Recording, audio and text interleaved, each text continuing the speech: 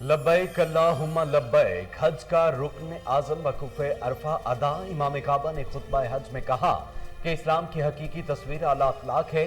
والدین سے صلہ رحمی کرو، زمین میں فساد نہ پھیلاؤ، اللہ غرور اور تکبر کرنے والوں کو پسند نہیں کرتا۔ اے لوگو، اللہ تعالیٰ سے ڈرتے رہو، پرہیزگاری اختیار کرو اور اپنی نمازوں کی حفاظت کرو۔ سعودی عرب میں غلاف کعبہ تبدیل کرنے کی روح پرور تقریب۔ غلاف کعبہ پر قرآنی آیات اور دیگر مقدس کلمات پر مبنی کندلیں بنائی گئیں۔ نئے غلاف میں 670 کلوگرام خالص ریشم، 120 کلو سنہری دھاگا اور 100 کلو چاندی کا دھاگا استعمال کیا گیا۔ غلاف کعبہ کی تیاری پر 20 لاکھ ریال سے زائد لاگت آئی۔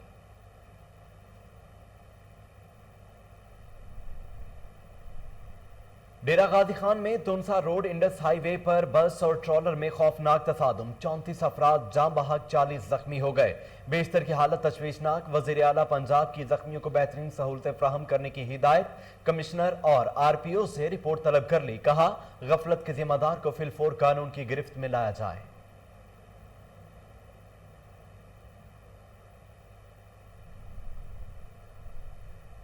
جے شنکر کے بیان نے مودی سرکار کا چہرہ بے نقاب کر دیا۔ ترجمان دفتر خارجہ نے کہا پاکستان ہمیشہ بھارت کے FATF کو سیاسی مقاصد کے لیے استعمال کا معاملہ اٹھاتا رہا۔ بھارت نے FATF عمل کو ہمیشہ نقصان پہنچایا۔ ایس جے شنکر کا حالیہ اعتراف بھارت کے کردار پر سوالیہ نشان ہے۔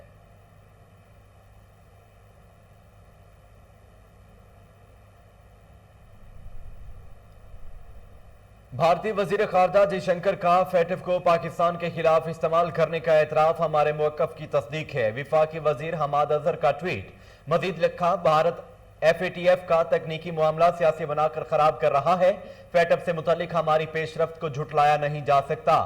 ہم جلد ہی اپنے دونوں الیکشن پلان مکمل کر لیں گے۔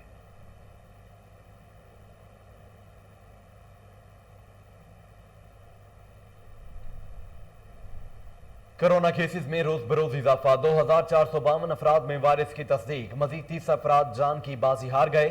ملک میں مثبت کیسز کی شرح 5% تک پہنچ گئی۔ ادھر ملتان میں کرونا SOPs کی خلاف ورزی پر 21 کاروباری مراکز سیل کر دیے گئے۔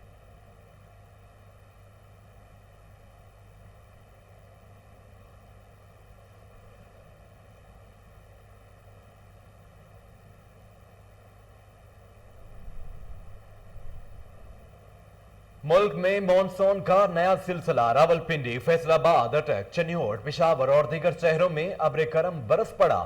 مظفر آباد، وادی نیلم میں گھر پر آسمانی بجلی گرنے سے 3 افراد جاں بحق۔ اسلام آباد انٹرنیشنل ایئرپورٹ کی چھت سے بارش کا پانی ٹپکنے لگا۔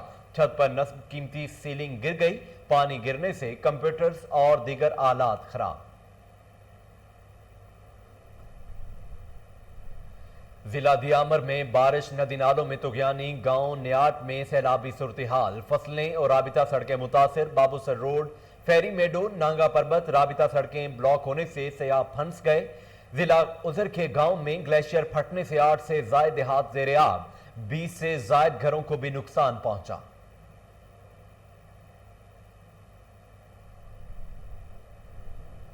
وزیراعظم عمران خان کی نیپالی وزیراعظم شیر بہادر دیوبا کو پارلیمان سے اعتماد کا ووٹ حاصل کرنے پر مبارکباد۔ عمران خان کا مستقبل میں ساتھ مل کر کام کرنے کے عزم کا اعادہ، کہا پاکستان نیپال کے ساتھ اپنے قریبی تعلقات میں مزید وسعت و گہرائی کے لیے تیار ہے۔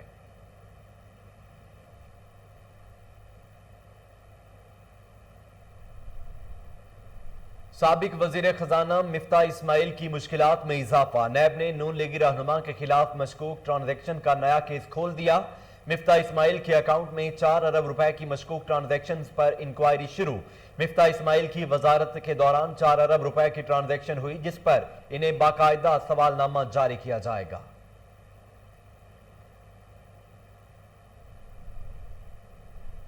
اور مقبوضہ کشمیر میں بھارتی فوج کی ریاستی دہشت گردی جاری، قابض بھارتی فوج نے ضلع شوپیاں میں فائرنگ سے مزید 2 نوجوانوں کو شہید کر دیا۔ مظاہروں کے خوف سے علاقے میں انٹرنیٹ اور موبائل سروس بند کر دی گئی ہے۔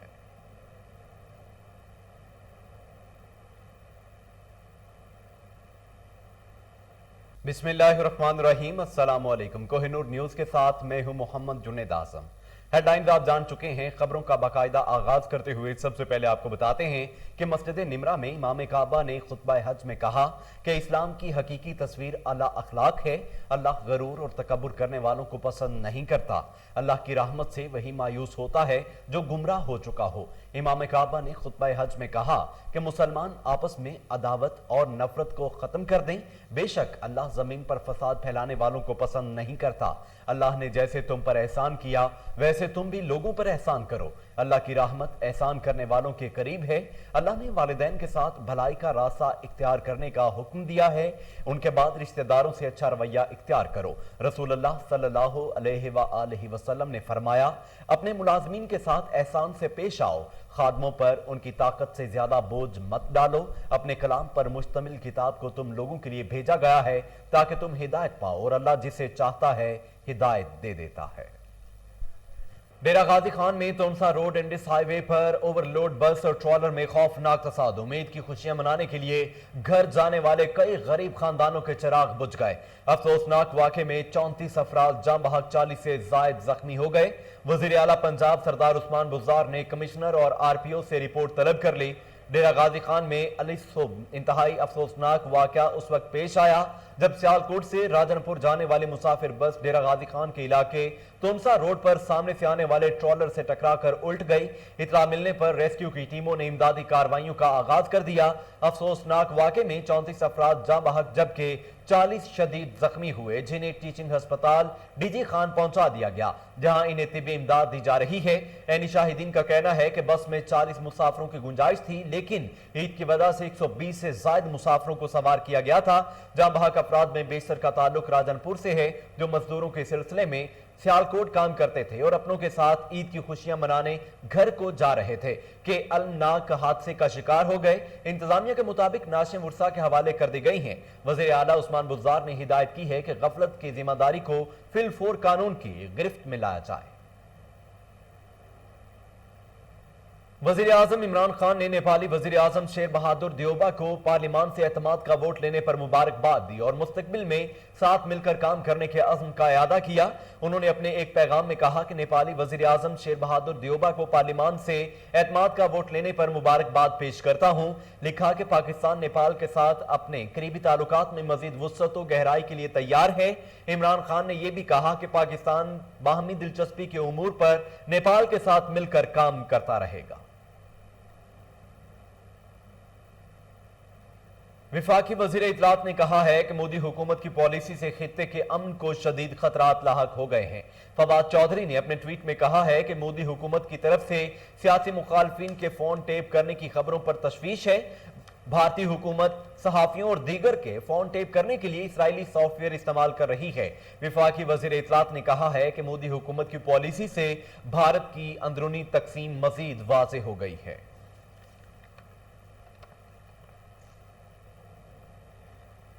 ناظرین، وفاقی وزیر توانائی حماد اظہر کا کہنا ہے کہ بھارت فیٹف میں تکنیکی پیش رفت اور اسے سیاست کا نشانہ بنا کر مجروح کر رہا ہے۔ اپنے بیان میں حماد اظہر نے کہا ہے کہ بھارتی وزیر خارجہ کا بیان اس کی تصدیق کرتا ہے جو پاکستان عرصے سے کہہ رہا ہے۔ حماد اظہر نے کہا کہ ہماری ایف اے ٹی ایف کے حوالے سے پیش رفت کو جھٹلایا نہیں جا سکتا۔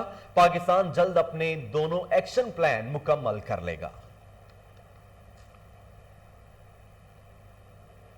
سابق وزیر خزانہ مفتاح اسماعیل کی مشکلات میں اضافہ ہو گیا۔ نیب نے نون لیگی رہنما کے خلاف مشکوک ٹرانزیکشنز کا نیا کیس کھول دیا۔ ذرائع کے مطابق نیب کو اسٹیٹ بینک کی طرف سے شکایت موصول ہوئی کہ مفتاح اسماعیل کے اکاؤنٹ میں غیر معمولی رقم جمع ہوئیں، جس پر نیب نے مفتاح اسماعیل کے اکاؤنٹ میں 4 ارب روپے کی مشکوک ٹرانزیکشن پر انکوائری شروع کر دی ہے۔ مفتاح اسماعیل کی وزارت کے دوران 4 ارب روپے کی ٹرانزیکشن ہوئی، جس پر انہیں باقاعدہ سوال نامہ جاری کیا جائے گا۔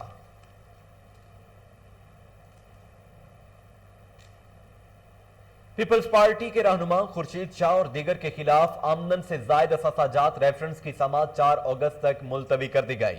سید خورشید شاہ، ان کے صاحبزادوں ایم پی اے سید فاروق شاہ، زیرک شاہ 2 بیگمات سمیت 19 ملزمان کے خلاف ریفرنس کی سماعت سکھر کی احتساب عدالت میں ہوئی۔ سماعت عدالت کے جج فرید انور قاضی نے کی۔ سماعت کے موقع پر عدالت کے باہر سیکیورٹی کے سخت انتظامات رہے۔ سکھر میں نیب عدالت کے باہر میڈیا سے گفتگو کرتے ہوئے پیپلز پارٹی کے سینئر رہنما خورشید شاہ نے کہا کہ مجھ پر کوئی ایک الزام ثابت کریں، ٹی وی پر آ کر استعفیٰ دے دوں گا۔ کشمیر کے لوگوں کو فیصلہ کرنا ہے کیا سچ ہے اور کیا جھوٹ ہے۔ کشمیر الیکشن میں دھاندلی ہوئی تو حکومت کو بھگتنا پڑے گا۔ انہوں نے کہا کہ سندھ میں اپوزیشن کا اتحاد اقتدار کے لیے ہے جو کامیاب نہیں ہو سکتا۔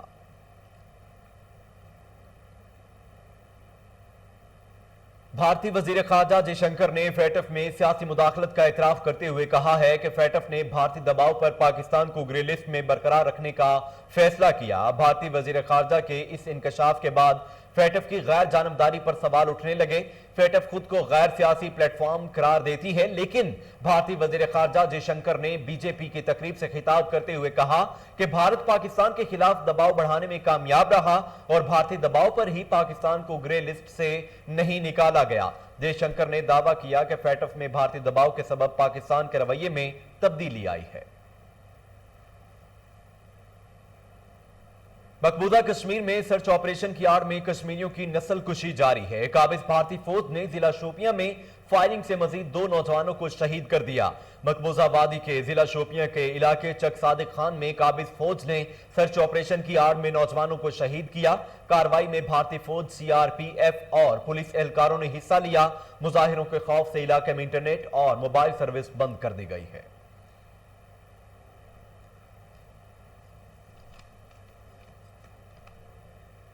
ناظرین، کرونا کیسز میں روز بروز اضافہ ہونے لگا۔ گزشتہ روز 2452 نئے کیسز رپورٹ ہوئے، 30 افراد جان کی بازی ہار گئے۔ National command and operation centre کا کہنا ہے کہ ایکٹیو کیسز کی تعداد 48,850 تک پہنچ گئی۔ گزشتہ روز 30 افراد جاں بحق ہوئے۔ اب تک اموات کی مجموعی تعداد 22,811 تک پہنچ گئی ہے۔ گزشتہ 24 گھنٹوں میں مثبت کیسز کی شرح 5% تک پہنچ گئی۔ ایک دن میں 49,503 افراد کے کرونا ٹیسٹ بھی کیے گئے۔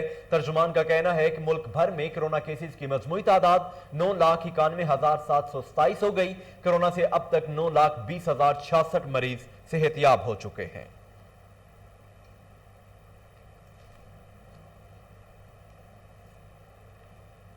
کراچی میں کرونا وائرس کے بھارتی ڈیلٹا ویرینٹ کے باعث بڑے سرکاری اور غیر سرکاری ہسپتالوں میں جگہ ختم ہونے لگی۔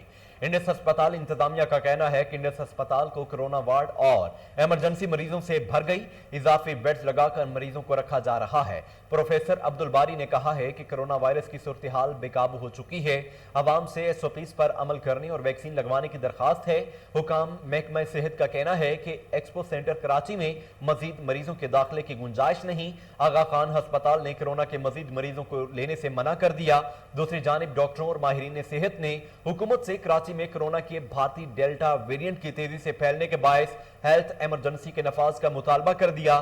حکام کے مطابق کراچی میں ڈیلٹا ویرینٹ کی شرح 92% سے بڑھ چکی ہے۔ ڈاکٹروں اور طبی عملے میں بھی کرونا وائرس انفیکشن کی شرح بڑھنے لگی ہے۔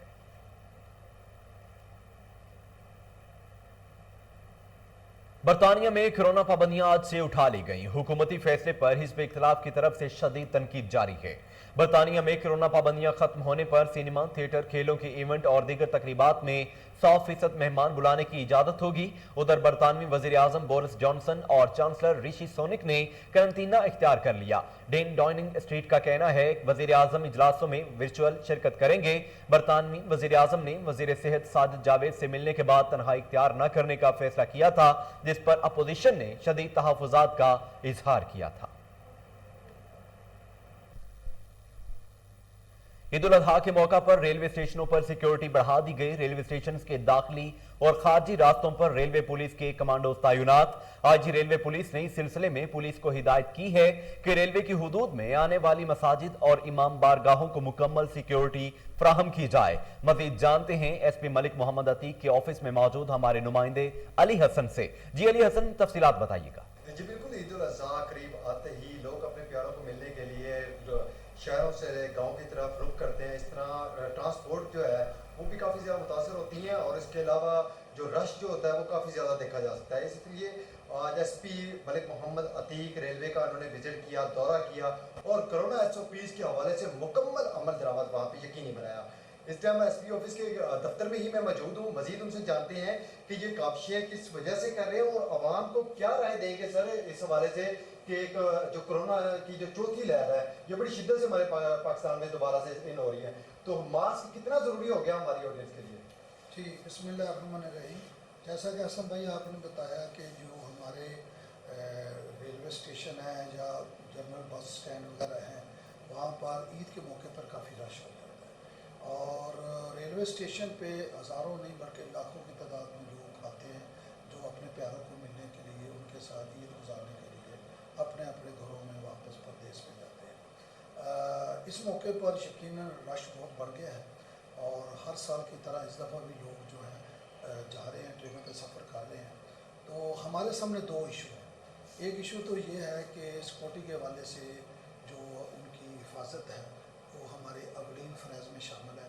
हमने इस सिलसिले में तमाम प्रिकॉशनरी मेजर जो है वो हमने अडॉप्ट किए हुए हैं, जैसा कि हमारे CCTV कंट्रोल रूम में हर आने जाने वाले शख्स को वहाँ से कंट्रोल रूम में वॉच किया जा रहा है। अच्छा SP साहब, मुझे ये बताइएगा कितना ज़रूरी था ईद के दिनों में जाकर अपने अमले के साथ विज़िट करना रेलवे स्टेशन का, और वहाँ पर जो ऑडियंस है, जो वहाँ पर लोग मौजूद हैं, उनके मौके पर मसले सुनने, आपने मसले भी उनके सुने और उनको फौरी तौर पे हल भी करवाए। तो ये कितना ज़रूरी होता है कि ईद से पहले आवाम से जाके मिलना और इस कंपटीशन में जाके मिलना, क्योंकि रश इतना ज़्यादा होता है, क्राउड इतना ज़्यादा होता है, लेकिन फिर भी आप उनकी हौसला अफजाई के लिए उनके पास जाते हैं और उनको मिलते हैं। ये कितना ज़रूरी है एक आम शहरी के लिए? देखिए जी, खिदमत खल्क जो है वो हमारा शुआर है, हमारी रीत है, हमारी जो बुनियादी जो ड्यूटी है उसमें खिदमत खल्क को हमने अपनी एक ज़िम्मेदारी समझ के हम लोगों की खिदमत कर रहे हैं। और जैसा कि आपने बताया कि मैं आज गया हूँ, काफ़ी लोगों ने मास्क नहीं पहने हुए थे। रेलवे पुलिस ने अपनी तरफ से उनको रज़ाकाराना तौर पर मास्क मुहैया किए हैं, और इसके अलावा वो जो मुसाफिर हैं, रश है, वहाँ आपको पता है बाकी भी मामला जेब तराशी, उठाई गिरी, इस तरह के मामला भी होते हैं। इसके अलावा रेलवे मुसाफरान जो आते हैं उनको कोई ना कोई इन्फॉर्मेशन रेलवे के हवाले से, ट्रेन के हवाले से भी उनको चाहिए होती है। तो हमारा हेल्प सेंटर मौजूद है वहाँ पर, और वहाँ पर हमारा तरबियत याफ्ता और तजर्बाकार डिप्लॉयमेंट मौजूद है। फ़ीमेल्स को गाइड करने के लिए हमारी फ़ीमेल्स जो हमारी ऑफिसर हैं, कांस्टेबल हैं, लेडी कांस्टेबल, वो भी मौजूद हैं। हाँ जी बिल्कुल, SP मलिक मोहम्मद अतीक मेरे साथ मौजूद थे और उनका कहना था खिदमत खल्क हमेशा मैं करता रहूँगा, और आवाम और रेलवे पुलिस के अमले को कभी भी किसी किस्म की अगर मुश्किलात का तो वो बिना झिझक मेरे ऑफिस आ सकते हैं और इंशाल्लाह उनके मसले को फौरी तौर पर हल किया जाएगा। और कोरोना के बाद उनका बताना ये था, कोरोना की जो चौथी लहर पाकिस्तान में इन हो चुकी है, तो रेलवे पुलिस का अमला बिल्कुल मुतहर्रिक है और इंशाल्लाह इसके ऊपर काम जारी है। इसके साथ ही न्यूज़ स्टूडियो से फिल वक्त के लिए इतना ही।